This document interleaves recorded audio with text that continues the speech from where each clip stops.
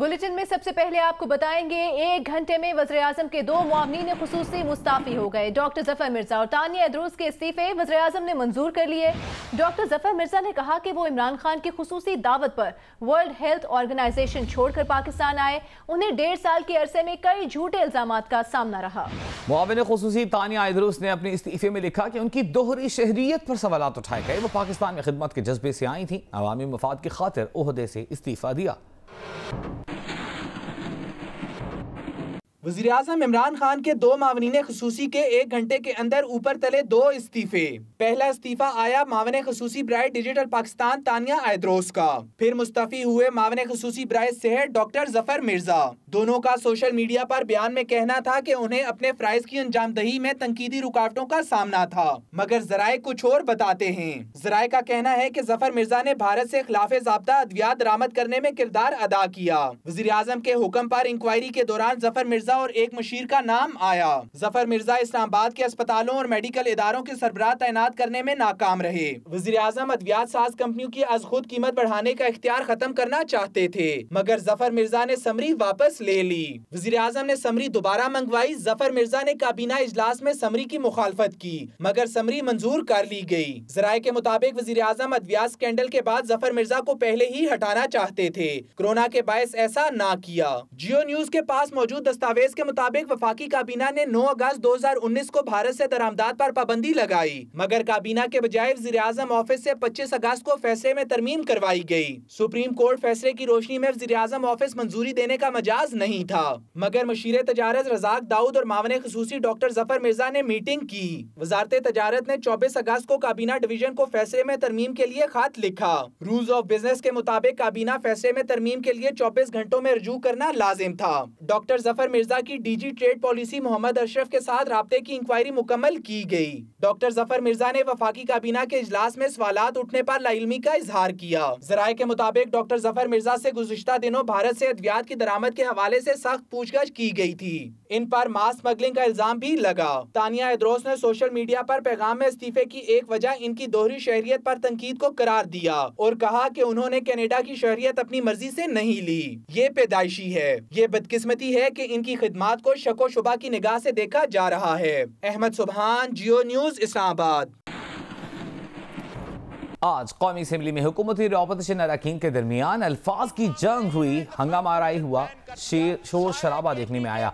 रहनुमा नून लीग ख्वाजा आसिफ ने कहा कि नैब उनकी कब्रों पर बनाए जाने वाले पैसों पर भी रेफरेंस बनाए, अपने लिए रिलीफ नहीं चाहते, इतना भुगता है और भुगत लेंगे। वज़ीर खारिजा शाह महमूद कुरैशी को वजाहत का मौका देने पर ऑपोजिशन नाराज नजर आई। ऑपोजिशन अरकान के शदीद एहतजाज पर वज़ीर खारिजा शाह महमूद कुरैशी जोश में आ गए। शाह महमूद कुरैशी ने कहा कि उन्हें ना बोलने दिया तो कोई और भी नहीं बोलेगा। इसी शोर शराबे में इंसदाद दहशतगर्दी तरमीमी बिल और सलामती काउंसिल एक्ट तरमीमी बिल 2020 मंजूर कर लिया गया। जनाब स्पीकर, यहाँ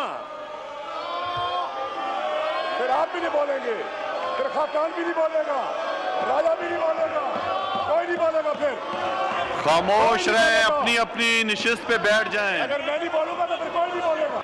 शाह साहब प्लीज हाउस ऑर्डर करें ना सर। ऑर्डर हाउस क्या बात करूंगा इस माहौल में, क्या बात करूंगा? ये कोई तरीका नहीं है हाउस को चलाने का। एक मिनट देखिए, कर रहे हैं आप ये पर्सनल एक्सप्लेनेशन। एक मिनट, मुझे फ्लोर दे दिया था, ये तो कोई तरीका नहीं है। आप बात करें, तमाशे नहीं चलेंगे, तमाशे बंद करें तमाशे। मैं 10 मिनट के लिए ब्रेक देता हूं।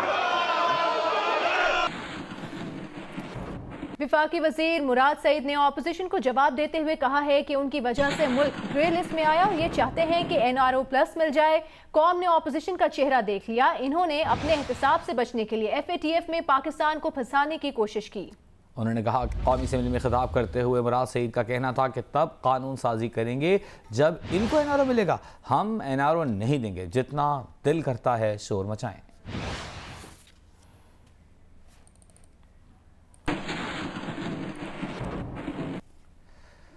मुश्तबा दहशतगर्द को कर्ज देने वाले शख्स पर 2.5 करोड़, मुश्तबा शख्स और मुश्तबा दहशतगर्द को कर्ज देने वाले इदारे पर 5 करोड़ रुपए जुर्माना होगा। किसी शख्स या ग्रुप को दहशतगर्दी के लिए बैरून मुल्क भेजने में मदद या माली मुआवनत पर जुर्माने होंगे।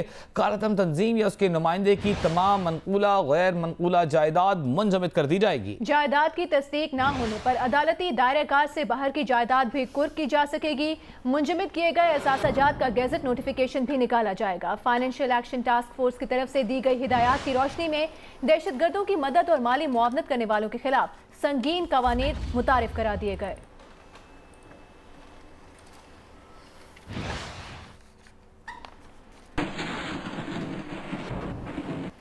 और विफाकी हुकूमत ने कल पार्लियामेंट का मुश्तरका इजलास बुलाने का फैसला कर लिया है। पार्लियामेंट का मुश्तरका इजलास कल दिन 11 बजे होगा। ज़राए का कहना है कि सेनेट से मंजूर ना होने वाले बिल के हवाले से उनका कहना था कि बिल मुश्तरका इजलास में मंजूर कराए जाएंगे, जिसके लिए इस्लामाबाद से बाहर जाने वाले हुकूमती अराकीन को बुला लिया गया और हाजिरी यकीनी बनाने की हिदायत की गई है। मुजव्वज़ा बिलों में इस्लामाबाद हाई कोर्ट तरमीमी बिल 2018 शामिल है। सर्वेइंग एंड मैपिंग तरमीमी बिल 2020 भी मुश्तरका इजलास में पेश होगा। FPSC रूल्स की तौसीक़ का बिल भी मुश्तरका इजलास को इरसाल बिलों में शामिल है।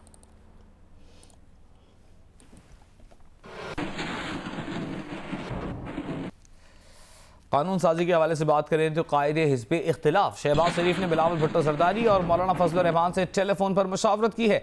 ज़राए के मुताबिक तीनों रहनुमाओं ने मुत्तहिदा अपोजिशन के सेनेटर्स पर मुश्तमिल एक कमेटी बनाने का फैसला किया है। कमेटी FATF से मुतालिक सेनेट में ज़ेर गौर कवानीन का कौमी मफाद में जायजा लेगी।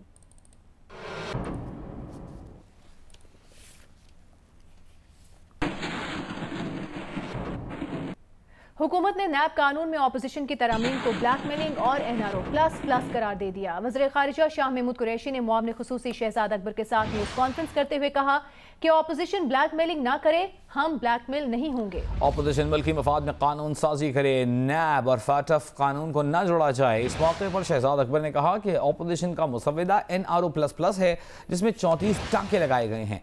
ऑपोजिशन की हर शिक और हर तरमीम के पीछे एक बेनिफिशियरी छुपा हुआ है।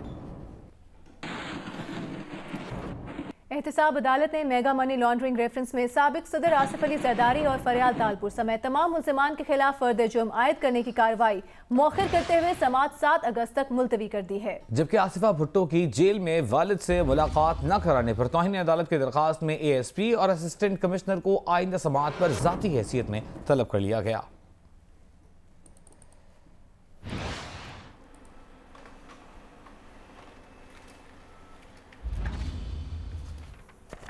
नेशनल बैंक के 2 साबिक सदूर पाक लेन रेफरेंस में आसिफ अली जरदारी के खिलाफ वादा मुआब गवाह बन गए हैं। गवाह सैयद अली रजा और कमर हुसैन ने नैब को बयान रिकॉर्ड कराया कि सब कुछ आसिफ जरदारी के कहने पर किया। नैब ने वादा मुआब गवाहों के बयानात समेत 61 गवाहों की फहरिस्त एहतसाब अदालत में जमा करा दी है।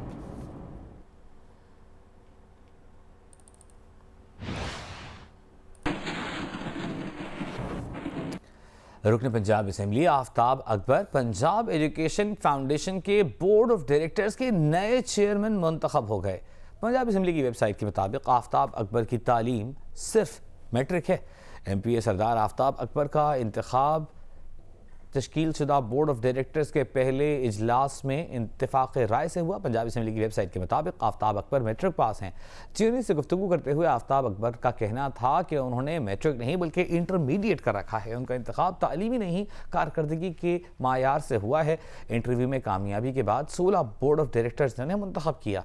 उनका कहना था कि वो इदारे के मसाइल से बखूबी आगाह हैं। तमाम शिकायत जल्द दूर कर दी जाएंगी। कोरोना वबा के दौरान मास्क के इस्तेमाल की अहमियत बढ़ गई है, लेकिन डॉक्टर्स का कहना है कि आम आदमी के लिए सर्जिकल मास्क ही काफ़ी है। N95 मास्क 8 घंटे से ज़ायद इस्तेमाल करना सेहत के लिए नुकसानदेह है। कराची के डॉक्टर रुतफा अस्पताल के सरबराह डॉक्टर नूर मोहम्मद सुमरो का कहना है कि N95 मास्क को 8 ta 10 घंटों से ज़ायद इस्तेमाल करना इंसानी सेहत के लिए मुज़र है। इंटरनेशनल कोर्ट ऑफ जस्टिस से मुतालिक नजरसानी ऑर्डिनेंस सेनेट में पेश। सेनेटर अजहर अबानी ने कहा है कि पार्लियामेंट के तारीखी फैसलों से कौम और विफाक को मजबूत किया गया। ज़िया और मुशर्रफ की आमरीत के खिलाफ सेनेट खड़ी रही। उनका कहना था कि आज मेरा शख्स जिसके हाथ गले में डोरी है वो पार्लियामेंट में बैठा है। फर्क इदारों में नहीं, हम में है। भारतीय जासूस कुलभूषण जाधव को अपील का हक देने से मुतालिक आलमी अदालत इंसाफ नजरसानी तरमीमी ऑर्डिनेंस पर सेनेट में ऑपोजिशन की जानिब से कड़ी तनकीद की गई। वज़ीर आज़म पाकिस्तान का वो दावा याद है जो उन्होंने किया था कि वो अपने हाथ से कुलभूषण को फांसी देंगे। जिस रस्सी से फांसी देनी थी वो रस्सी वज़ीर आज़म साहब ने अब किस इस्तेमाल के लिए रखी हुई, उस रस्सी से अब क्या काम लिया जाएगा। और दूसरा, क्या वज़ीर कानून हमें इतला देंगे, खबर देंगे कि इस ऑर्डिनेंस को ले करने के बाद जब हमसे ये मंजूरी मांगने के लिए आएंगे तो वज़ीर आज़म ने अपना वो बयान वापस ले लिया है या अपने बयान पर अभी तक कायम है। आम लोग नहीं समझ पा रहे हैं कि रहम की अपील हो रही है जासूस के लिए। ICJ के जुरिस्डिक्शन में फंस गया और आपको ये मजबूरी थी। फॉरेन अफेयर्स कमेटी है, एक दोनों हाउसेस की बड़ी जबरदस्त नेशनल सिक्योरिटी कमेटी है, उन कमेटियों में ये ब्रीफिंग अगर हो जाती तो ये इतना बड़ा जो थद्दा आया हुआ है, इस थद्दे के पीछे इसका फंडामेंटल सिर्फ एक है कि हमने पार्लियामेंट को तस्लीम नहीं करना। ये फैसला सादिर किया ICJ ने